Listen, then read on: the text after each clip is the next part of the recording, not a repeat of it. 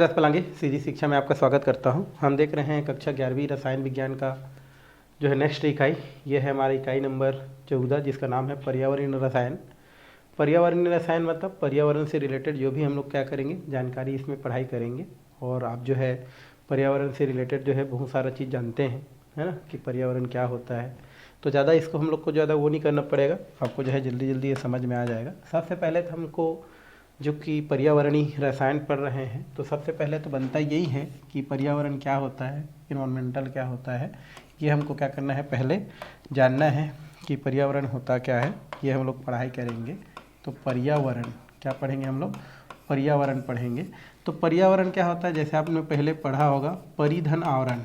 परिधन आवरण मतलब अपने चारों तरफ का जो भी हमारा क्या होता है, आसपास का जो भी वातावरण होता है, मतलब हम जहाँ पर रहते हैं तो हमारे आसपास का जो भी क्षेत्र होता है वही हमारा क्या कहलाता है, पर्यावरण कहलाता है। जिनमें विभिन्न प्रकार के जीव जंतु एक दूसरे के साथ क्या करते हैं, अंतर संबंधित रहते हैं। मतलब बोल सकते हैं कि किसी भी जंतु के आसपास का जो क्षेत्र होता है वो उसका क्या कहलाता है, आपका पर्यावरण कहलाता है। और जिस पर्यावरण पर जीव जंतु क्या करते हैं, एक दूसरे के साथ जो है घुल मिल कर रहते हैं, अंतर संबंधित रहते हैं। उसी को दिया है कि प्रायः हमारे चारों ओर के जो परिवेश होता है जिसमें विभिन्न प्रकार के जीव जंतु आपस में क्या होते हैं, अंतर संबंधित रहते हैं, उसी को हम लोग क्या बोलते हैं, पर्यावरण के नाम से जानते हैं, पर्यावरण कहा जाता है। तो पहला चीज़ तो आपको यही पता होना चाहिए कि पर्यावरण क्या होता है। तो पर्यावरण हम बोल सकते हैं कि किसी भी वस्तु के चारों ओर का जो क्षेत्र होता है वो उसका क्या कहलाता है, आपका पर्यावरण कहलाता है। और पर्यावरण में विभिन्न प्रकार के जो जीव जंतु हैं, है ना, वो क्या करते हैं, एक साथ क्या होते हैं, घुल मिलकर रहते हैं, साथ में क्या होते हैं, रहते हैं, वही हमारा पर्यावरण कहलाता है। वैसे पर्यावरण की बात करें तो एक बहुत बड़ा व्यापक शब्द होता है ना, जिसमें बहुत सारे चीज़ हम लोग क्या करते हैं, पढ़ाई करते हैं। तो फिलहाल आपको पर्यावरण क्या हो गया होगा, पता चल गया होगा कि पर्यावरण क्या होता है, पर्यावरण किसे कहते हैं। तो इस तरीक़ा से आप पर्यावरण को क्या कर सकते हैं, बता सकते हैं, बताया जा सकता है। अब ये जो पर्यावरण होता है, इस पर्यावरण में अब कई प्रकार के हमारे क्या होते हैं, कारक पाए जाते हैं, है ना। जैसे भौतिक कारक, रासायनिक कारक, जैविक कारक, बहुत सारे कारक क्या होते हैं, हमारे पाए जाते हैं, जो कहीं न कहीं किसी न किसी ढंग से क्या करते हैं, पर्यावरण को क्या करते हैं, प्रभावित करते हैं, या पर्यावरण को क्या करते हैं, किसी न किसी ढंग से प्रभावित करते हैं। जिनमें से कुछ कारक ऐसे होते हैं जो पर्यावरण का जो संतुलन होता है उसको हम क्या करते हैं, उनको बिगाड़ देते हैं। पर्यावरण का जो संतुलन जैसे चलता रहता है उसको गड़बड़ा देते हैं, कुछ में परिवर्तन कर देते हैं। तो ऐसे पदार्थों को हम क्या कहते हैं, प्रदूषक के नाम से क्या करते हैं, जानते हैं, प्रदूषक कहा जाता है। तो प्रदूषक क्या होता है भाई, तो प्रदूषक ऐसे पदार्थ होते हैं जो पर्यावरण में उपस्थित होकर के पर्यावरण के जो क्या होते हैं, हमारे जो स्थिति है उनमें असंतुलन पैदा करते हैं, जिनके वजह से जीव जंतु वनस्पति को कई प्रकार के क्या होता है, आपका नुकसान पहुंचता है। तो ऐसे पदार्थों को हम क्या बोलते हैं, प्रदूषक कहते हैं, प्रदूषक कहा जाता है। तो लिख सकते हैं आप अपने हिसाब से कि प्रदूषक वे पदार्थ होते हैं जो पर्यावरण के संतुलन को क्या करते हैं, बिगाड़ देते हैं। और पर्यावरण के संतुलन बिगड़ जाने के वजह से फिर जीव जंतु और जो पेड़ पौधे होते हैं उसको कई प्रकार से क्या होते हैं, हमके हानि पहुंचते हैं। तो ऐसे जो पदार्थ होते हैं उनको ही हम क्या बोलते हैं, प्रदूषक के नाम से जानते हैं, प्रदूषक कहलाते हैं या उसको प्रदूषक कहते हैं। जैसे आपका कार्बन मोनोऑक्साइड हो गया, सल्फर डाइऑक्साइड हो गया, ठीक है, उसके बाद नाइट्रोजन डाइऑक्साइड हो गया। ये ऐसे हमारे क्या होते हैं, गैस होते हैं जो आपके क्या होते हैं, वातावरण में क्या होते हैं, पाए जाते हैं। और वातावरण में पाए जा करके पर्यावरण को क्या करते हैं, प्रदूषित करते हैं। तो यही हमारे क्या कहलाते हैं भाई, प्रदूषक कहलाते हैं। तो सबको इसमें आपको पढ़ना नहीं है, मेन जैसे पर्यावरण को मैं बताया तो पर्यावरण आपको पढ़ना है किसे कहते हैं, प्रदूषक क्या होता है। तो अभी मैं आपको बताया कि प्रदूषक ऐसे पदार्थ होते हैं जो पर्यावरण में उपस्थित होते हैं और पर्यावरण के जो संतुलन है उसको क्या करते हैं, बिगाड़ते हैं, जिनके वजह से पेड़ पौधे और जीव जंतु को हानि पहुंचता है। ऐसे पदार्थों को हम प्रदूषक कहते हैं। और कुछ प्रदूषक का नाम है आपको मैं बताया, carbon dioxide, sulphur dioxide, nitrogen dioxide, ये सब होते हैं जो क्या होते हैं, आपके प्रदूषक कहलाते हैं। इसी में एक होता है संदूषक।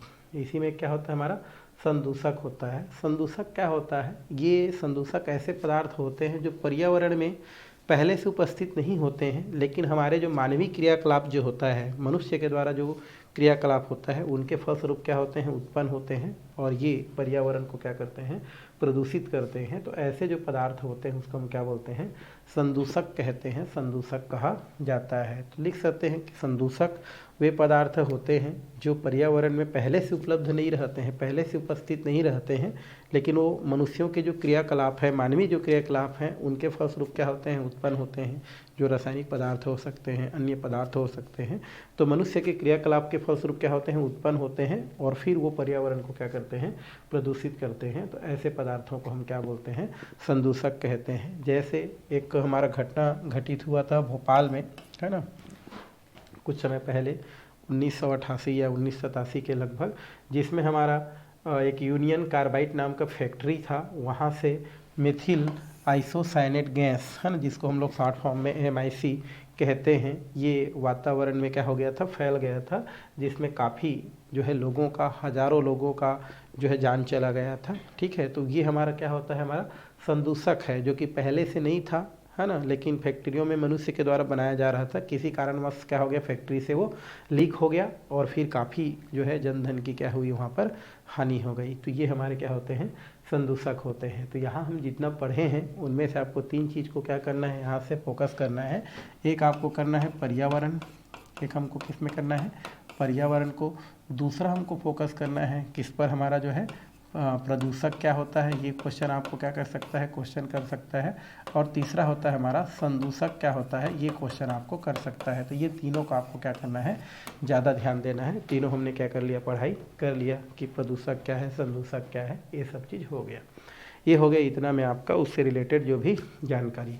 अब हम चलते हैं पर्यावरणीय रसायन। पर्यावरणीय रसायन क्या होता है हमारा भाई, इन्वायरमेंटल केमिस्ट्री क्या होता है। तो जाहिर सी बात है, नाम से स्पष्ट है कि ऐसा रसायन जिसके अंतर्गत पर्यावरण में होने वाले विभिन्न प्रकार के जो घटना हैं, विभिन्न प्रकार का जो परिवर्तन है, चाहे वो भौतिक परिवर्तन हो, चाहे रासायनिक परिवर्तन हो, उसका क्या किया जाता है, अध्ययन किया जाता है। तो ऐसा जो रसायन होता है उसे हम क्या बोलते हैं, पर्यावरणीय क्या कहते हैं, रसायन कहते हैं। मतलब हम ये बोल सकते हैं कि पर्यावरणीय रसायन वह रसायन होता है जिसके अंतर्गत पर्यावरण में होने वाले विभिन्न प्रकार के जो परिवर्तन हैं, भौतिक परिवर्तन, रासायनिक परिवर्तन, इन सब का क्या किया जाता है, अध्ययन किया जाता है। तो वही पर्यावरण रसायन कहलाता है या पर्यावरण रसायन कहते हैं। तो इस तरीक़ा से आप पर्यावरण रसायन को भी आप क्या कर सकते हैं, बता सकते हैं कि पर्यावरण रसायन क्या होता है भाई। तो पर्यावरण रसायन वह रसायन होता है जिसके अंतर्गत जो भी पर्यावरण होता है, पर्यावरण में होने वाले विभिन्न प्रकार के जो रासायनिक परिवर्तन है, भौतिक परिवर्तन है, उनका क्या किया जाता है, अध्ययन किया जाता है। तो ये हमारा क्या कहलाता है, आपका पर्यावरणीय रसायन कहलाता है। तो आपको इतना ही ऐसे ही समझना है, मैं लिख के लिए बता रहा हूँ, आपको लिखते जाना है भाई। आगे है पर्यावरण के 3 प्रमुख घटक हैं। क्या हमारे घटक 3 घटक है। एक होता है जैविक घटक, जिसे हम जीवित घटक भी बोलते हैं, है ना, बायोटिक एंड लिविंग कंपोनेंट्स बोल सकते हैं। दूसरा होता है हमारा अजैविक, या इसी को बोलते हैं मृत घटक, जिसमें हमारा जैविक क्रिया नहीं होता है, उसको हम लोग बोलते हैं अजीव घटक।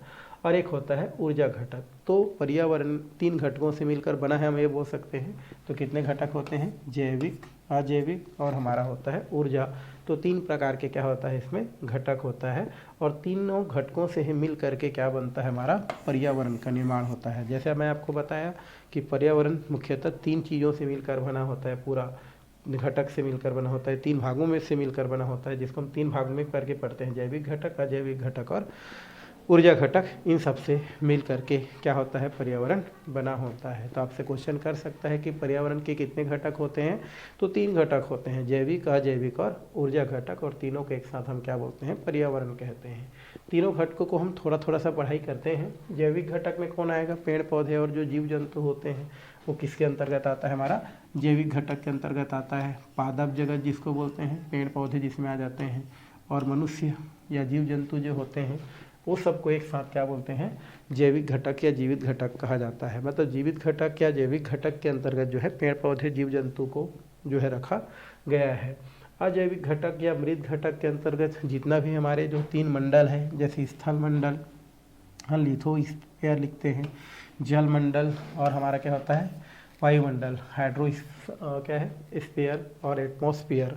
ये हमारा 3 मंडल है जो किसके अंतर्गत आता है, अजैविक घटक के अंतर्गत आता है। और एक होता है ऊर्जा घटक, जिसमें विभिन्न प्रकार के ऊर्जा, जैसे सौर ऊर्जा, सूर्य से प्राप्त होने वाली ऊर्जा, भूगर्भ रासायनिक ऊर्जा, है ना, तापी ऊर्जा, जल विद्युत ऊर्जा, नाभिकीय ऊर्जा, ये सब हमारे किसके अंतर्गत आते हैं, हमारे ऊर्जा घटक के अंतर्गत आते हैं। तो इस तरीके से जैविक घटक, अजैविक घटक और जो हमारा क्या होता है ऊर्जा घटक है, उसको हम लोग क्या कर सकते हैं, बता सकते हैं। आगे है हमारा पर्यावरणीय प्रदूषण। पर्यावरणीय प्रदूषण की अगर हम बात करें तो पर्यावरण प्रदूषण, अगर हम बात करें पॉल्यूशन का, पॉल्यूशन मतलब क्या होता है, प्रदूषण होता है। और पॉल्यूशन जो शब्द है वो लैटिन शब्द से हुआ, उसकी उत्पत्ति हुई है। लैटिन शब्द भाषा में एक शब्द है पोलोटोनियम, पोलोटिओनियम, है ना, पोलिटिनियम से हुई है, जिसका अर्थ होता है गंदा करना। क्या होता है हमारा, गंदा करना। क्योंकि हम जानते हैं कि हमारा जो प्रदूषण होता है उसको अंग्रेजी में क्या बोलते हैं, पॉल्यूशन बोलते हैं। और पॉल्यूशन जो होता है वो लैटिन भाषा के एक शब्द है हमारा पोलोटिओनियम, ये इनसे इनकी क्या हुई है, उत्पत्ति हुई है। मतलब पोलोटिओनियम से कौन सा शब्द बना है, पॉल्यूशन बना है। और पोलोटिनियम जो होता है उसका अर्थ क्या होता है हमारा, गंदा करना, है ना, गंदा करना होता है। मतलब वातावरण को क्या करना, गंदा करना ही पॉल्यूशन का क्या होता है, अर्थ होता है, पर्यावरण का अर्थ होता है। तो पर्यावरण बोलता हूँ, प्रदूषण का अर्थ क्या होता है, वातावरण को गंदा करना।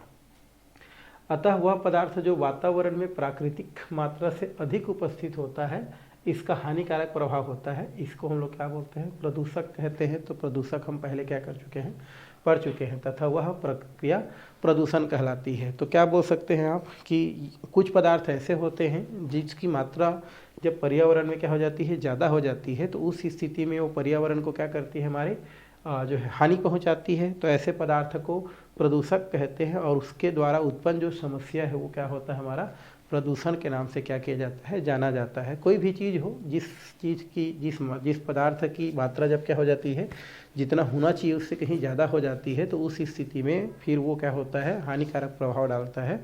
और वो हानिकारक प्रभाव डालने वाला जो कारक होता है वो प्रदूषक कहलाता है। और उनका जो हानिकारक प्रभाव है वो प्रदूषण से क्या किया जाता है, जाना जाता है। तो उसी को दिया है कि प्रकृति में यदि कुछ मात्रा, प्रकृति में यदि किसी पदार्थ की मात्रा क्या हो जाती है, थोड़ा ज़्यादा हो जाती है, तो उसी स्थिति में क्या होती है, वो जो भी पर्यावरण है उसको हानिकारक प्रभाव डालती है। ऐसे पदार्थों को प्रदूषक के नाम से जानी जाती है। और ये जो प्रक्रिया है उसको प्रदूषण कही जाती है। तो एक क्वेश्चन यहाँ से पुनः पूछी जा सकती है कि प्रदूषण या पॉल्यूशन क्या होती है। तो आप लिख सकते हैं कि जो पॉल्यूशन है उनकी उत्पत्ति जो है वो एक लैटिन भाषा पोलोटिओनियम से हुई है, जिसका अर्थ गंदा करना होता है। और जब प्रकृति में कुछ पदार्थ की मात्रा है ना, उसकी मात्रा से अधिक हो जाती है, तो वो पर्यावरण को क्या करती है, प्रदूषित करती है। तो वो जो कारक है वो प्रदूषक, और ये जो प्रक्रिया है वो प्रदूषण के नाम से क्या की जाती है, जानी जाती है। और पर्यावरण प्रदूषण जो होती है वो हमारे आसपास किस में देखने को मिलती है, वायु हो गया, जल हो गया और भूमि, यही में जो है जो प्रदूषण का प्रभाव है वो आपको क्या होती है, देखने को मिलती है। और जो जीव जंतु, पेड़ पौधों, वनस्पतियों, इन सब पर क्या करती है, हानिकारक प्रभाव डालती है। जैसे पानी गंदा है, मतलब पर्यावरण प्रदूषित है, हम बोल सकते हैं।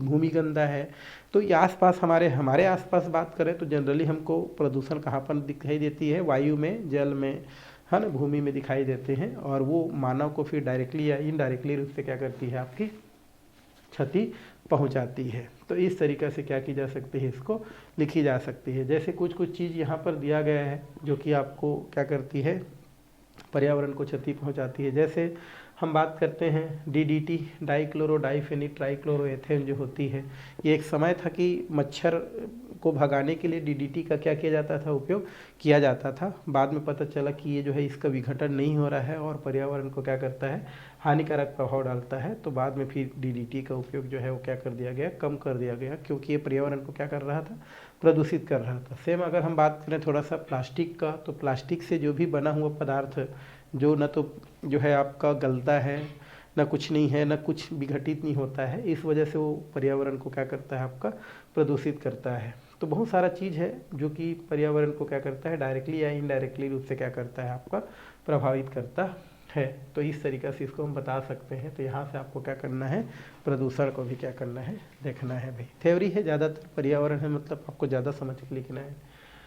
अब यहाँ पर जो है हमको आगे कुछ देखना है, कुछ टॉपिक है उनको देखते जाना है। जैसे प्रदूषक है ना, पॉल्यूएंट्स, जिसको हम देखें कि प्रदूषक क्या होता है भाई। तो ऐसे पदार्थ जो कि प्रकृति में जब उसकी मात्रा क्या हो जाती है, थोड़ा ज़्यादा हो जाती है, तो वो पर्यावरण को क्या करती है, हानि पहुंचाती है। तो ऐसे पदार्थों को हम क्या बोलते हैं, प्रदूषक कहते हैं।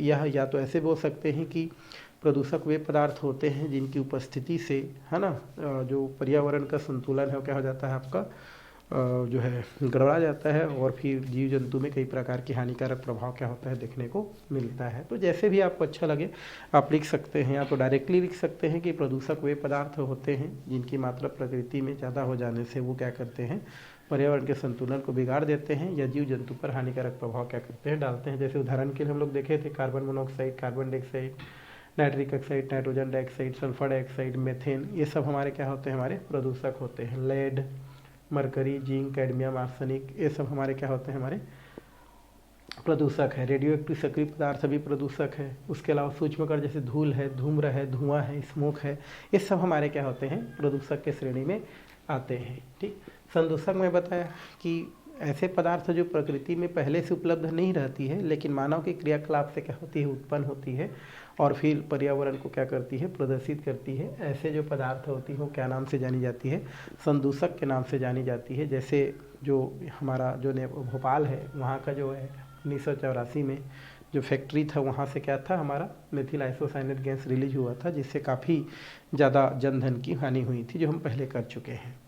आगे स्रोत की बात करें, स्रोत क्या होता है, सोर्स क्या होता है भाई। तो जहाँ से जो भी प्रदूषक क्या होता है, उत्पन्न होता है, ऐसे जगह को हम क्या बोलते हैं, स्रोत कहते हैं। मतलब वह जगह जहाँ से आपका कचरा निकलता है, प्रदूषक निकलता है, ऐसे जगह को हम क्या बोलते हैं, उसके स्रोत कहते हैं, स्रोत कहा जाता है। जैसे अगर हम बात करें नाइट्रिक ऑक्साइड का और कार्बन मोनोऑक्साइड का, तो ये कहाँ से निकलता है, वाहनों के ईंधन के दहन के कारण उत्पन्न होता है। जैसे मोटरसाइकिल जब चलता है पेट्रोल डीजल से, तो वहाँ से आपका कार्बन मोनोऑक्साइड, नाइट्रिक ऑक्साइड, ये सब क्या होता है, बाहर निकलता है।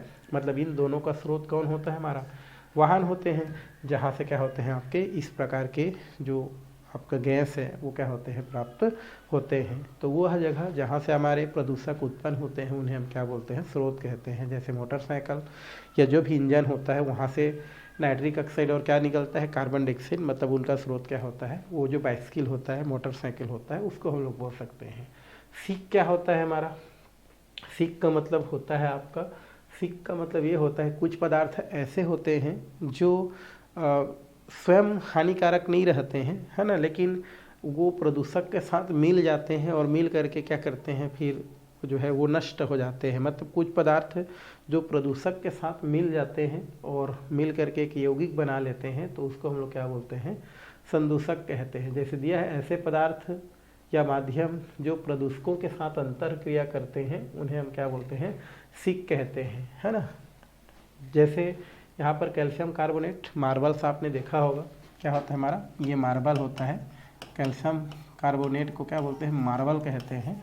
ये किसके साथ, सल्फ्यूरिक अम्ल के साथ क्रिया करके कैल्शियम सल्फेट H2O और कार्बन डाइऑक्साइड में परिवर्तित हो जा रहा है। मतलब यहाँ से क्या कर रहा है, वो कुछ हानिकारक गैस क्या कर रहा है, मुक्त कर रहा है। जैसे कार्बन डाइऑक्साइड भी मुक्त कर रहा है, तो कहीं ना कहीं थोड़ा बहुत क्या करता है, ये भी पर्यावरण को क्या करता है, प्रदूषित करता है। तो सीक क्या होता है, तो ऐसे पदार्थ जो प्रदूषकों के साथ मिल जाता है और मिल करके कुछ यौगिक देता है, उन्हें हम क्या बोलते हैं, सिंक कहते हैं। जैसे मार्बल जो होता है, जिसका सामान्य सूत्र क्या होता है हमारा, कैल्शियम कार्बोनेट होता है, CaCO3 होता है। ये सल्फ्यूरिक अम्ल के साथ क्रिया करके कैल्शियम सल्फेट बना रहा है, तो ये जो मार्बल है वो क्या होगा, आपका सिंक होगा। ये हो गया। और ये फिर वायुमंडल में कार्बन डाइऑक्साइड और कुछ अन्य जो है हमारा जल में घुलित गैसों के लिए समुद्र सिंक का कार्य कर देता है। और जल कृषि कार्य में उपयोग किए जाने कीटनाशकों के लिए सतह जल एवं सतह के नीचे सिक का कार्य करता है। तो इस तरीके से इसको बोल सकते हैं। ग्राही क्या होता है भाई, तो प्रदूषण से प्रवाहित होने वाले पदार्थों को हम क्या बोलते हैं, ग्राही। जैसे प्रदूषण से हम प्रभावित हो रहे हैं, मतलब हम क्या कहलाएंगे, ग्राही कहलाएंगे। उदाहरण के लिए मनुष्य जो होता है वो सल्फर डाइऑक्साइड, नाइट्रोजन डाइऑक्साइड, प्रकाश रासायनिक स्त्राव, ये सब हमारे क्या होते हैं, प्रकाशग्राही होते हैं। मतलब हम ही लोग क्या होते हैं, ग्राही होते हैं। ठीक, प्रवेश सीमा मान दिया है हमारा, थ्रेशोल्ड लिमिट वैल्यू TLV, प्रदूषक की वह अधिकतम मात्रा जो ग्राही को क्या करता है, प्रभावित नहीं करता है। मतलब ऐसा प्रदूषण जो इससे हमको कोई हानि ना पहुँचे उसे हम क्या बोलते हैं, प्रवेश सीमा मान TL भी कहते हैं। मतलब जितना भी हमको कोई हानिकारक प्रभाव ना पहुँचे वो हमारा क्या होगा, हमारा यही होगा प्रवेश सीमा मान। जैसे अगर हम क्या करते हैं, कोई कारक है जो हमको इफेक्ट पहुंचा रहा है, तो उस स्थिति में हम बोल सकते हैं कि उसका प्रवेश सीमा का मान क्या है, ज़्यादा हो गया है। तो प्रवेश सीमा क्या होता है, तो कोई भी प्रदूषक का वह अधिकतम मात्रा जिससे मनुष्य को किसी भी प्रकार से कोई नुकसान नहीं होता है, तो उस स्थिति को हम क्या बोलते हैं, प्रवेश सीमा बोलते हैं, या इसी को हम क्या बोलते हैं, थ्रेशोल्ड लिमिट वैल्यू TL भी कहा जाता है। और इसे मुख्यतः PPM से दर्शाते हैं। किसे दर्शाते हैं, PPM, पार्ट्स पर मिलियन जो होता है उससे दर्शाया जाता है। और प्रवेश सीमा का निर्धारण चिकित्सक लोग करते हैं कि कितना मात्रा में अगर वो लेते हैं तो हमारे लिए हानिकारक हो सकता है, कितना लेते हैं तो कितना में हानिकारक नहीं होगा। ये सब चिकित्सीय सर्वे से क्या होता है, प्राप्त होता है। जैसे यहाँ पर एक सर्वे से पता चला है कि किन की मात्रा हमारे लिए हानिकारक होता है और कितनी मात्रा में हानिकारक होता है। जैसे कार्बन मोनोऑक्साइड की प्रवेश सीमा दिया है 40 ppm। 40 ppm तक अगर हम क्या करते हैं, इनके संपर्क में रहते हैं, इनको लेते हैं, तो हमको कोई हानिकारक प्रभाव नहीं बढ़ता है। लेकिन अगर 40 ppm से क्या हो जाता है, अगर इसकी मात्रा पर्यावरण में क्या हो जाता है, ज़्यादा हो जाता है, तो फिर वो हानिकारक प्रभाव डालता है। कार्बन डाइऑक्साइड की बात करें तो कार्बन डाइऑक्साइड का 5000 ppm है। मतलब इतना तक इनकी उपस्थिति पर्यावरण को प्रदूषित नहीं करेगा, लेकिन इससे कहीं ज़्यादा हो जाएगा तो फिर ये पर्यावरण को प्रदूषित करेगा। ठीक। सल्फर डाइऑक्साइड, नाइट्रोजन डाइऑक्साइड का 5 ppm, मतलब 5 ppm तक रहे तो फिर ये पर्यावरण में कोई प्रदूषण उत्पन्न नहीं करेगा। लेकिन जैसे ही 5% से इसका मान क्या हुआ, ऊपर हुआ, पर्यावरण को प्रदूषित करेगा। H2S की बात करें 20 ppm है। क्लोरीन के लिए बात करें तो 1 ppm है। फास्जिन गैस के लिए बात करें तो 0.1 ppm है। मतलब इनसे जितना जितना मात्रा दिया है उतना मात्रा तक अगर ये उपस्थित है पर्यावरण में तो पर्यावरण को कोई नुकसान नहीं है। लेकिन कहीं इससे ज़्यादा हो जाता है तो फिर क्या होता है, पर्यावरण को क्या होता है, आपका नुकसान होता है। तो वही हमारा क्या कहलाता है, प्रवेश सीमा कहलाता है। थ्रेशोल्ड लिमिट वैल्यू TL भी कहा जाता है ना। जिसके अधिक ऊपर प्रदूषण की मात्रा हो जाने से वो हानिकारक प्रभाव डालता है। यहाँ पर प्रदूषण के स्रोत दिया है भाई, है ना। जैसे इसमें दिया है वायु, जल, मृदा, ये सब द्वारा परिवहन। प्रदूषक जैसे सिंक हो गया, प्रदूषक के सांद्रता, ये सब चीज़ हम लोग क्या कर चुके हैं, पढ़ चुके हैं। पर्यावरणीय प्रदूषण, देखो ये सब चीज़ आप जानते हो तो ज़्यादा इसमें हम लोग चर्चा नहीं करेंगे। पर्यावरणीय प्रदूषण को कुछ भागों में वर्गीकृत किया गया है मुख्यतः। जैसे वायु प्रदूषण, आप जानते हैं भाई वायु को प्रदूषित होना क्या कहलाता है, वायु प्रदूषण कहलाता है ना, एयर पोल्यूशन बोलते हैं। जल प्रदूषण, वाटर पोल्यूशन, पानी का गंदा होना, है ना, ये हमारा वाटर पोल्यूशन है ना। उसके अलावा एक होता है मृदा प्रदूषण, मिट्टी का जो है उपयोगी न रह जाना, मृदा प्रदूषण। तो जो भी हमारा पर्यावरण प्रदूषण है उसको 3 भागों में मुख्यतः बांटते हैं, air pollution, water pollution, soil pollution. तो 3 भागों में इसको बांटा गया है। ठीक है।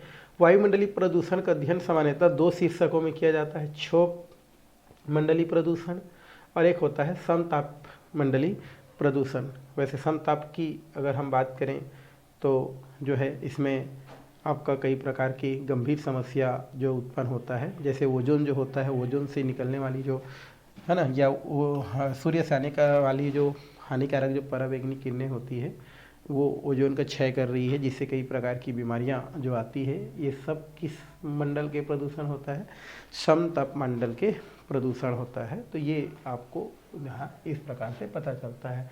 अब वायु प्रदूषण क्या होता है भाई, अब इसको आपको समझाने की ज़्यादा ज़रूरत नहीं। वायु प्रदूषण मतलब क्या होता है, यदि वायु हमारे लिए उपयोगी न रह जाए, मतलब उसमें कई प्रकार के ऐसे गैसों का मिश्रण हो जाए जिसको लेने से हम पर हानिकारक प्रभाव पड़े, तो फिर वह वायु हमारे लिए उपयोगी नहीं होता है। तो उस स्थिति में हम उसको क्या बोलते हैं, वायु प्रदूषण कहते हैं। तो अपने हिसाब से पर्यावरण है, आप कैसे भी क्या कर सकते हैं, लिख सकते हैं कि पर्यावरण में वायु प्रदूषण क्या होता है। ऐसा मान लो आपसे क्वेश्चन कर देता है तो लिख देना भाई कि वायु प्रदूषण वह प्रदूषण होता है जिसमें जो भी वायु होता है उसमें कुछ ऐसे गैस आके मिल जाते हैं कि वह वायु हमारे जीवन जीने लायक नहीं रहता है, या अगर हम उसमें जीते हैं तो हमको कई प्रकार की समस्या हम में क्या होता है आपका उत्पन्न हो जाता है।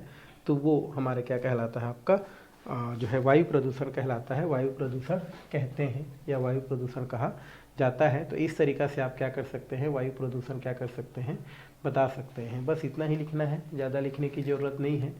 और वायु प्रदूषण दो तरीक़ा से दिया है, एक प्राथमिक वायु प्रदूषक, जैसे ऐसे प्रदूषक होते हैं जो प्राकृतिक अथवा मानवीय क्रियाकलापों से सीधे वायु को प्रभावित करते हैं, जैसे carbon monoxide, carbon dioxide, nitrogen dioxide, sulphur dioxide. ये ऐसे हैं कि जो डायरेक्टली क्या करता है आपका पर्यावरण में वायुमंडल को क्या करता है, प्रदूषित करता है। और एक द्वितीयक प्रदूषक होता है, इसके अंतर्गत वे प्रदूषक आते हैं जो वायुमंडल में ही प्रदूषकों के परस्पर रासायनिक क्रिया द्वारा बनते हैं और इन प्रदूषकों का वायुमंडल में पहले से अस्तित्व नहीं रहता है।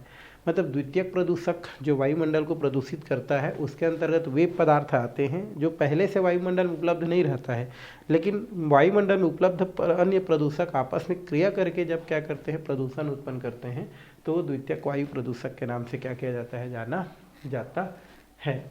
और ये हो गया हमारा उसमें वायुमंडल, जिसमें ज़्यादा और चर्चा नहीं करना है।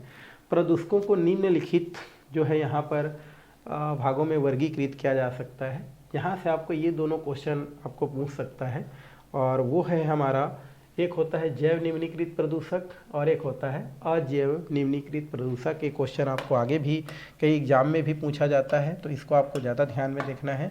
एक होता है हमारा biodegradable pollution and non biodegradable pollution, मतलब होता है जैव निम्नीकृत प्रदूषण और अजैव निम्नीकृत प्रदूषक क्या होता है।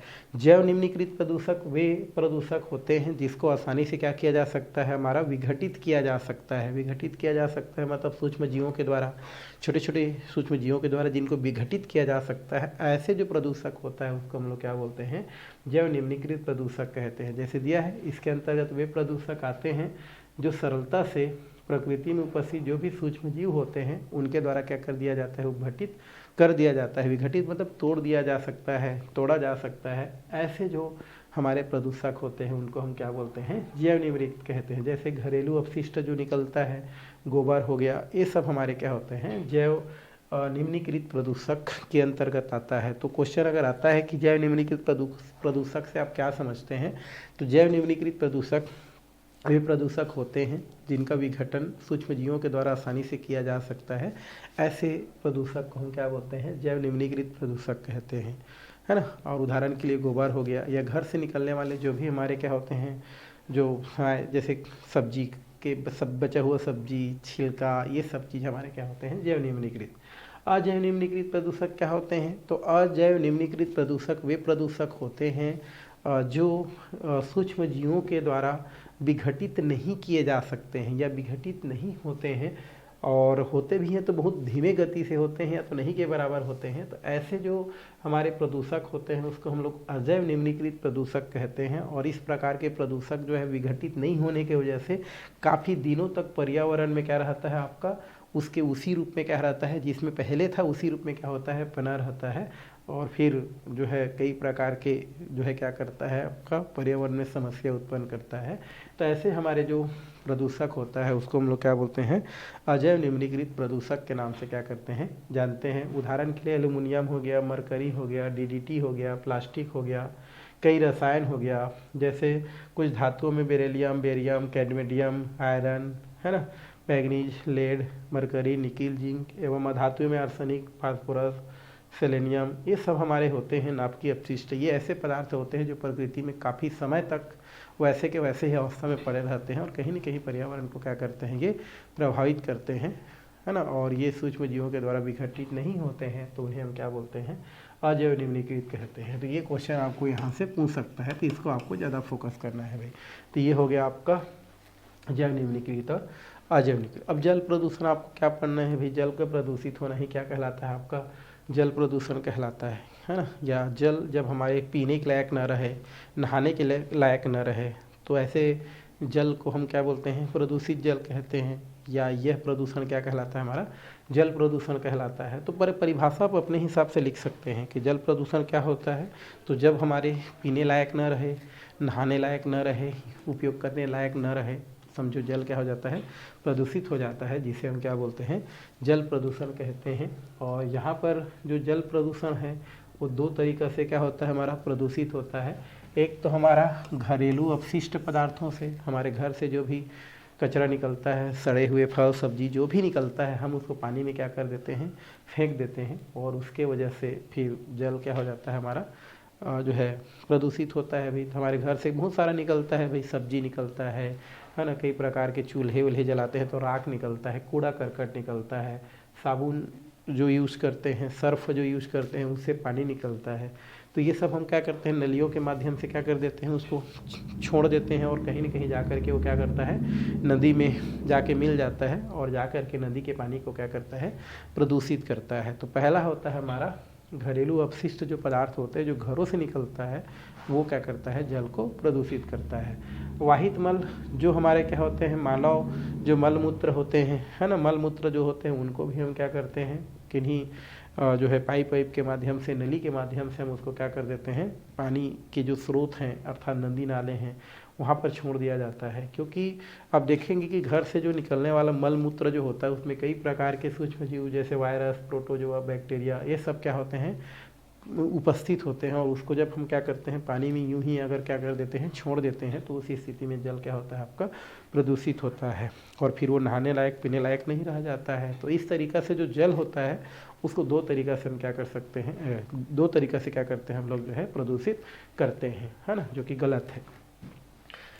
आगे है औद्योगिक हमारा जो अपशिष्ट है, इससे भी हमारा जल क्या होता है, प्रदूषित होता है। मतलब ये क्वेश्चन कर सकता है कि जल प्रदूषण क्या है, जल प्रदूषण के कारण लिखिए, ऐसा अगर क्वेश्चन आता है तो आप लिखेंगे सबको, जैसे घरेलू अपशिष्ट, वाहित मल। थर्ड नंबर क्या है, औद्योगिक अपशिष्ट, बड़े बड़े जो कारखाने होते हैं वहाँ से बहुत सारा हानिकारक पदार्थ, अम्ल, क्षार, तेल वेल, बहुत सारा चीज़ निकलते हैं, जो कहीं न कहीं जा कर के नदी में क्या हो जाते हैं, साफ पानी में मिल जाते हैं, तो जल क्या होते हैं, प्रदूषित होते हैं। तो तीसरा कारण हो गया जल प्रदूषण के। उर्वरक, कीटनाशी, पीड़कनाशी, हम खेत में जो क्या करते हैं, विभिन्न प्रकार के जो कीटनाशी है उनका हम क्या करते हैं, उपयोग करते हैं। बहुत सारे खाद जो रासायनिक खाद होता है, जैसे calcium, ammonium nitrate, urea, triple super phosphate, potassium sulphate, potassium nitrate, कई उर्वरक हैं जिनका हम लोग क्या करते हैं, खेतों में उपयोग करते हैं। तो कहीं न कहीं वहाँ उपयोग किया गया हुआ जो क्या होता है हमारा रासायनिक खाद होता है, वो क्या होता है, बह करके पानी के माध्यम से कहीं न कहीं हम जो पानी पीते हैं या जिसका यूज करते हैं वहाँ पर पहुँच जाता है, और फिर कई प्रकार की समस्या क्या करता है, उत्पन्न करता है। तो इस तरीक़ा से हम चौथा पॉइंट, कीटनाशक और पीड़कनाशी जो होता है, उसको भी हम क्या कर सकते हैं, जल को प्रदूषित करने वाले कारक में क्या कर सकते हैं, रख सकते हैं, है ना। उसके अलावा कवकनाशी होता है, फंगीसाइड्स, कीटनाशी होता है ना, शाकनाशी होता है, ये सब हम लोग यूज करते हैं अपने घरों में, खेतों में, है ना। तो ये जो है सब के सब पानी को क्या करते हैं, प्रदूषित करते हैं। उसके अलावा डीडीटी है, बीएचसी पाउडर है, हेप्टाक्लोरो है, और बहुत सारे पीड़कनाशी हैं जो कि आपका जल को क्या करता है, प्रदूषित करता है। तो इस प्रकार से जल प्रदूषण के हम कारण क्या कर सकते हैं, लिख सकते हैं। और भी है, कार्बनिक प्रदूषक होता है, इनमें विघटित होते पादप जंतु, व्यर्थ, कागज, भोजन। हम क्या करते हैं अपने घर से, जैसे पूजा की सामग्री निकला, है ना, जिसमें नारियल वालियल और बहुत सारा चीज़ रहता है, हम क्या करते हैं उसको अपने भक्ति के अनुसार, है ना, हम जाके पानी में क्या कर देते हैं, उसको इस प्रकार से प्रवाहित कर देते हैं। तो कहीं न कहीं वो कुछ दिन के बाद क्या हो जाता है, वो जो आपका कागज़ है या जो भी नारियल जो फेंके हैं या अन्य चीज़ जो आप पानी में क्या किए हैं, एक प्रकार से अपने एक आस्था के हिसाब से हम लोग क्या किए हैं, पानी में जिन चीज़ों को डाल देते हैं, कुछ समय के पश्चात वही चीज़ क्या होता है, सड़ता है, और सड़ने से क्या होता है, पानी को क्या करता है, प्रदूषित करता है। तो वो भी आपका क्या करता है, आपका जो है जल को क्या करता है, प्रदूषित करता है। तो कई कारण हैं जिन कारणों से जल क्या होता है, हमारा प्रदूषित होता है। तो इस प्रकार से जल प्रदूषण के कारण आप लिख सकते हैं। तो क्वेश्चन आएगा तो कैसे आएगा कि जल प्रदूषण किसे कहते हैं, जल प्रदूषण के कारण लिखिए। तो आप कारण को लिखते जाना, घरेलू अपशिष्ट हो गया, वाहित मल हो गया, उसके अलावा आपका जो फैक्ट्री है, औद्योगिक जो उद्योग है वो हो गया, उसके अलावा आपका कीटनाशक, पीड़कनाशक, ये भी होता है, और एक हमारा कार्बनिक क्या होता है, प्रदूषक होता है। इसको आप लिख सकते हैं। वायवीय कुछ जीवाणु हैं, है ना, ये भी हम बोल सकते हैं कि इनके द्वारा carbon dioxide, nitrate, sulphate, phosphate आदि विघटित किया जाता है, और इससे जल में घुली हुई ऑक्सीजन का प्रयोग करते हैं। इसके फलस्वरूप जल में ऑक्सीजन की मात्रा क्या हो जाती है, लगातार कम हो जाती है, जिससे जलीय जंतु की मृत्यु हो जाती है। यद्यपि अवायवीय जीवाणु को कार्बनिक पदार्थ के विघटन के लिए O2 की आवश्यकता नहीं होती है, किंतु कुछ विषाक्त जैसे H2S ये सब आदि उत्पन्न होती है। वायु जीवाणु होती हैं जो पानी में हम लोग क्या करते हैं, जो भी हमारे क्या करते हैं कूड़ा करकट जो हम फेंकते हैं नारियल का या केला का या जो भी हम लोग कुछ पानी में फेंक देते हैं ना, तो पानी में जैसे ही फेंकते हैं तो सड़ता है, क्या करता है, सड़ता है। पानी के अंदर क्या होता है, वो चीज़ क्या करता है, सड़ता है। तो सड़ने के लिए क्या किया जाता है, ऑक्सीजन का उपयोग किया जाता है। तो जो जीवाणु उन चीज़ों को क्या करता है, पानी के अंदर सड़ाता है, वो क्या करता है, पानी में जो घुली हुई ऑक्सीजन है उसका उपयोग करता है। तो उस स्थिति में क्या होता है, पानी में घुली हुई जो ऑक्सीजन होता है वह उसमें जो बेकार चीज़ हम लोग जो फेंके हैं, है ना, वो उसको सड़ाने में क्या हो जाता है, उपयोग हो जाता है, जिसके वजह से पानी में क्या हो जाती है, ऑक्सीजन की कमी हो जाती है, जिसके वजह से पानी में रहने वाले जो जीव जंतु होती हैं उनकी क्या होती है, आपकी मृत्यु हो जाती है, जिसे बायोलॉजिकल ऑक्सीजन डिमांड के नाम से जानी जाती है ना, BOD, क्या बोलते हैं उसको, BOD के नाम से क्या की जाती है, जानी जाती है। तो ये हो गए हमारे जल प्रदूषण, और जल प्रदूषण के कुछ क्या हो गए हमारे कारण हो गए जिनसे जल क्या होता है, आपका प्रदूषित होता है। और अभी जैसे मैं बताया कि जैव रासायनिक ऑक्सीजन मांग, जिसको हम लोग क्या बोलते हैं, बायोलॉजिकल ऑक्सीजन डिमांड, BOD जिसको कहा जाता है, ये वही है कि अगर हम क्या करते हैं, जल में विभिन्न प्रकार के कूड़ा करकट को क्या करते हैं, फेंक देते हैं, तो उन कूड़ा करकट को सड़ाने में जो भी हमारा जल के जो ऑक्सीजन होता है उसका प्रयोग क्या कर लेते हैं, सूक्ष्म जीवाणु कर लेते हैं, जिसके वजह से जल में क्या हो जाता है, हमारा ऑक्सीजन की कमी हो जाता है। और यही ऑक्सीजन की कमी की वजह से क्या होता है, उसमें रहने वाले जीव जंतु क्या करते हैं, हमारे मरते हैं। और यही आपके क्या कहलाते हैं, BOD अर्थात बायोलॉजिकल ऑक्सीजन क्या कहलाती है, डिमांड के नाम से क्या की जाती है, जानी जाती है। और यहाँ पर बोल सकते हैं कि जल में घुलित ऑक्सीजन की मिलीग्रामों में वह मात्रा जो 1 लीटर जल में उपस्थित कार्बनिक पदार्थ के 5 दिन तक 20 डिग्री सेंटीग्रेड विघटन के लिए आवश्यक होती है। मतलब आपको क्या बोल रहा है कि जो भी आप पानी में क्या किए हैं, जो भी कागज वागज ये सब चीज़ फेंके हैं, तो उनको सड़ाने में पानी में जो उपस्थित जो क्या होता है ऑक्सीजन होता है उनका क्या हो जाता है, उपयोग हो जाता है, और जिनके वजह से पानी में ऑक्सीजन की कमी हो जाती है और फिर जीव जंतु मरना स्टार्ट कर देते हैं। वही हमारा क्या कहलाता है, बायोलॉजिकल ऑक्सीजन डिमांड कहलाता है। और बायोलॉजिकल ऑक्सीजन डिमांड के बराबर होता है आवश्यक ऑक्सीजन की मिलीग्राम में मात्रा और नमूनों के लिए लीटरों में आयतन। तो ये आपको क्या करना है, अगर क्वेश्चन आ जाता है कि बायोलॉजिकल ऑक्सीजन डिमांड क्या होता है तो आपको वहाँ पर लिखना है, ठीक है। ये खत्म हो गया। शुद्ध जल में बायोलॉजिकल जो हमारा ऑक्सीजन डिमांड है वो 3 ppm होता है, और यदि यहाँ पर बीच होता है, और यदि BOD 5 pm या उससे ज़्यादा हो जाए तो जल क्या हो जाता है, प्रदूषित माना जाता है, ठीक है। अगर बायोलॉजिकल ऑक्सीजन डिमांड अगर पानी में देखा जाए, नॉर्मल पानी में सामान्य जो शुद्ध पानी होता है जिसमें प्रदूषण नहीं होता है 3 pm होता है, बट अगर उसमें प्रदूषण हो जाता है तो 5 pm में चला जाता है। ये हमारा COD होता है, केमिकल ऑक्सीजन जो डिमांड होता है सेम ही है हमारा, उसी टाइप का है जो जल प्रदूषण के कारण उत्पन्न होता है। आगे है अम्ल, और अम्लों द्वारा जल का प्रदूषण होता है। भाई विभिन्न प्रकार के जो अम्ल होते हैं आप जानते हैं, pH मान पढ़े हैं तो जानते हैं कि जो 7 होता है, 7 से हमारा जो क्या होता है, जो नीचे होता है, 7 से हमारा जो नीचे होता है वो अम्ल होता है, 7 से ऊपर होता है वो क्षार होता है। तो अगर हम क्या करते हैं, pH मान जो है 3 से अगर हमारा क्या है, हमारा कम है, आपको क्या बोल रहे हैं, यदि pH मान 3 से कम है तो उस स्थिति में जो जल होता है वो जलीय जीवन क्या होता है, अत्यंत हानिकारक होता है। यदि जल का pH मान 3 से कम हो जाता है, 3 से कम हो जाता है मतलब वहाँ पर जलीय जीवन खतरे में चला जाता है, ठीक है। और जिस वर्षा के जल की मात्रा अम्लीय वर्षा से अधिक होती है वे समुद्र में मिलकर उसी को प्रदूषित कर देती है। इसके अतिरिक्त औद्योगिक अपशिष्ट मुख्यतः आयरन पैराइड अभिक्रिया करके एक श्रृंखला धीरे धीरे H2SO4 में परिवर्तित हो जाती है। तो कुल मिला के जो जल में अम्लों की जो अधिकता है वो भी जल प्रदूषण को क्या करती है, आपकी जो है प्रभावित करती है। और ये सब चीज़ें जो है आपका जैसे आयरन पैराइड है ये धीरे धीरे H2SO में बदल जाती है और जल की अम्लीयता को बढ़ा देती है, और जल की अम्लीयता जैसे ही बढ़ती है जल क्या हो जाती है, आपकी प्रदूषित हो जाती है। तेल शोधक कारखानों द्वारा प्रदूषण होता है। जो भी हमारे तेल शोधक जो कारखाना होता है उनमें तेल का जो रिझाव होता है वो समुद्री में तेल प्रदूषण अधिक ज़्यादा देखने को मिलता है। रेडियो सक्रिय पदार्थ द्वारा परमाणु जो विस्फोटक होता है, परमाणु जब फूटता है, तोड़ते हैं तो वहाँ से कुछ रेडियो एक्टिव क्या होता है, हमारा पदार्थ निकलता है, और धीरे धीरे ये पृथ्वी में पहुँचकर जल को क्या कर देता है, जल स्रोत में मिल जाता है और जल को क्या करता है, प्रदूषित करता है। बहुक्लोरीनीकृत बाइफेनिल द्वारा जिसको हम लोग PCBS कहते हैं। PCBS क्या होता है हमारा, पॉलीक्लोरोरीनेटेड बाइफेनिल, ये दिया गया है। प्रतिरोधी होने के कारण हाल में ही निर्मित रासायनिक पदार्थ है जो ट्रांसफार्मर और जो संघनित्र होता है ना, उसमें क्या होता है, इसका उपयोग किया जाता है। और ऑक्सीकरण में वाष्प के रूप में ये वायुमंडल में मुक्त हो जाता है और वर्षा के साथ ये क्या होता है, जल में क्या हो जाता है, मिल जाता है। तो और जल को क्या करता है, प्रदूषित करता है। तो इस तरीक़ा से जल प्रदूषण के बहुत सारे हमने कारण लिख लिया। आपको जो 2-4 कारण अच्छा लगता है उन कारणों को अगर क्वेश्चन किया जाए तो आप क्या कर सकते हैं, लिख सकते हैं। आगे है जल प्रदूषण के प्रभाव क्या होगा भाई। मान लो जल प्रदूषित हो गया तो उससे हमको क्या प्रभाव पड़ेगा, है ना। इफेक्ट ऑफ वाटर पोल्यूशन क्या होता है हमारा।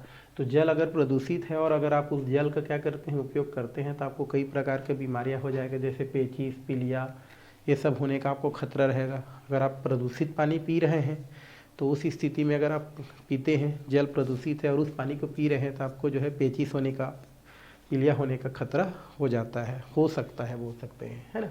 उसके अलावा अगर आप प्रदूषित जल से सिंचाई करते हैं, खेतों में क्या करते हैं, फसलों के लिए उपयोग करते हैं, तो फसल उससे क्या हो जाता है, खराब हो जाता है और इससे विषाक्तता फल, सब्जी और अन्य प्रकार के फल फसलों पर दिखाई देता है।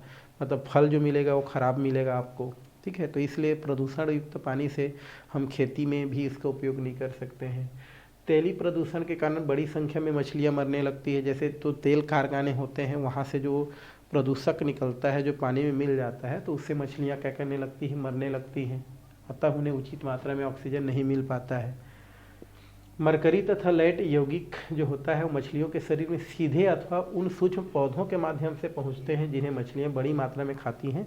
ऐसे मछलियों के सेवन से मनुष्य के नेत्रों और मस्तिष्कों पर बुरा प्रभाव पड़ता है। देखो, मरकरी एक हानिकारक क्या होता है हमारा, एक तत्व है ना, Hg, जिसको मरकरी बोलते हैं, और लेड होता है Pb। ये दो ऐसे हमारे क्या होते हैं, एक एलिमेंट्स हैं जो मछली के शरीर पर सीधे प्रवेश करती है ना, वातावरण से। या तो ये छोटे छोटे जो पौधे खाते हैं उनके माध्यम से उनके शरीर पर मरकरी और लेड क्या करती हैं, प्रवेश करती हैं मछलियों के अंदर। और उन मछलियों को अगर मनुष्य क्या करती हैं, खाती हैं, तो हम बोल सकते हैं कि डायरेक्ट या इनडायरेक्ट रूप से मरकरी और जो लेड है हमारे अंदर क्या कर रही है, प्रवेश कर रही हैं। और ऐसे मछली को खाने से नेत्रों में और मस्तिष्क में क्या होती है, हमको प्रभाव पड़ती है। और इससे एक रोग हो जाती है, मरकरी के कारण एक रोग होती है, वो होती है मिनी माता रोग। कौन सा, मिनी माता रोग हो जाती है। और लेड विषाक्तता के कारण कई प्रकार की विकृतियां उत्पन्न हो सकती है। तो ये हो गया जल प्रदूषण। बहुक्लोरीकृत PCBS कैंसर कारक प्रकृति की होती है भाई, है ना, कैंसर कारक प्रकृति की होती, कैंसर हो सकती है इससे। रेडियो एक्टिव पदार्थ से उत्सर्जित विकिरणों द्वारा अनेक प्रकार के आनुवांशिक विकृतियां आपकी उत्पन्न हो सकती है, जो परमाणु बम के विस्फोटकों से क्या होती है, प्राप्त होती है। उनके द्वारा भी कई प्रकार के बीमारी कैंसर हो सकती है। जल का नियंत्रण, जल प्रदूषण का नियंत्रण कैसे कर सकते हैं। देखो, सबसे पहले हम लोग देखिए जल प्रदूषण क्या है, फिर जल प्रदूषण के कारण देखें, फिर जल प्रदूषण के प्रकार देखें। अब जल प्रदूषण को नियंत्रित कैसे करेंगे, कंट्रोल कैसे करेंगे जल प्रदूषित ना हो करके। तो आपका सीवेज का पानी सीधे नदियों में नहीं बहाना चाहिए, इसे उपचारित करने के पश्चात नदियों में बहाना चाहिए। आपके घर से जो भी हानिकारक जो पानी निकलता है उसको डायरेक्टली पानी में नहीं मिलाना चाहिए, बल्कि उसका पहले उपचार करना चाहिए। उपचार करने का मतलब कुछ ऐसा करना चाहिए कि हानिकारक पदार्थ क्या हो जाए, वहीं नीचे अवक्षेप बन के रुक जाए, और फिर बढ़िया वाला पानी है ना, जो कि पानी को प्रदूषित नहीं कर सकता है, उनको हम लोग छोड़ दें। तो उससे क्या होगा, जल प्रदूषण कम होगा। तो पहले उसको उपचारित करें, फिर पानी को आप क्या करें, नदी नाले में बहाएं, है ना। इसके लिए बड़ा बड़ा इलेक्ट्रिक क्या होता है हमारा, कुआं बना सकते हैं भाई, बड़ा बड़ा डैम लगाते हैं, फिर उसमें इलेक्ट्रोड डुबाते हैं, और जब उसमें विद्युत धारा प्रवाहित करते हैं तो फिर जो भी अपशिष्ट पदार्थ होता है वो नीचे क्या हो जाता है, तली पर बैठ जाता है। तो ऐसे करने के पश्चात अगर पानी को अगर आप क्या करते हैं, बाहर छोड़ते हैं, तो उससे नाली भी जाम नहीं होगा, प्लस जल प्रदूषित भी नहीं होगा, और आगे उसका प्रयोग जो है खेतों में क्या किया जा सकेगा, सिंचाई के लिए प्रयोग किया जा सकेगा। उद्योगों के अपशिष्ट को उपचार पश्चात नदियों में छोड़ने की अनुमति होनी चाहिए। जो बड़े बड़े जो क्या होते हैं, कारखाने होते हैं, वहाँ से जो भी जल निकलता है उनको पहले उपचारित किया जाए। पहले मतलब उनको जो भी हानिकारक पदार्थ है उनको दूर किया जाए, और तत्पश्चात उनको क्या किया जाए, जल में छोड़ा जाए। ऐसे उनको क्या होना चाहिए, अनुमति होना चाहिए। जल स्रोत पर मानव तथा पशुओं द्वारा मल मूत्र का त्याग नहीं करना चाहिए। मतलब कुल मिला के आपका जो पानी वानी है उसमें मल मूत्र का त्याग चाहे वो पशु हो चाहे मनुष्य हो नहीं करना चाहिए। जल को क्लोरीकृत द्वारा कीटाणु मुक्त करना चाहिए। क्लोरीकृत टैबलेट भी आता है या कई पदार्थ आता है, तो उसको जो है करके पानी को जो है शुद्ध करना चाहिए। कुओं में पोटेशियम परमैंगनेट KMnO4 जिसको बोलते हैं, लाल दवा बोलते हैं ना, KMnO4 को क्या बोलते हैं, लाल दवा बोलते हैं, ये डालना चाहिए। फिटकरी आप डाल सकते हैं, चूना, ये सब मिला करके भी जल को आप क्या कर सकते हो, शुद्ध कर सकते हो। पुनर्चक्रण रिसाइकलिंग जिसको बोलते हैं, ठोस अपशिष्ट पदार्थ जैसे कूड़ा करकट मल मूत्र आदि को अनेक उपयोगी पदार्थ बनाए जा सकते हैं रिसाइकलिंग करके, है ना। और जैव नियंत्रण, झील तालाब आदि के जल को शुद्ध करने के लिए शैवाल का प्रयोग करना चाहिए, काई जिसको बोलते हैं, ये सब का क्या करना चाहिए, उपयोग करना चाहिए। तो ये क्लास हम लोग यहीं पर क्या करते हैं, हम लोग समाप्त करते हैं। फिर आने वाले क्लास में हम लोग जो है बाकी का टॉपिक क्या करने वाले हैं, चर्चा करने वाले हैं।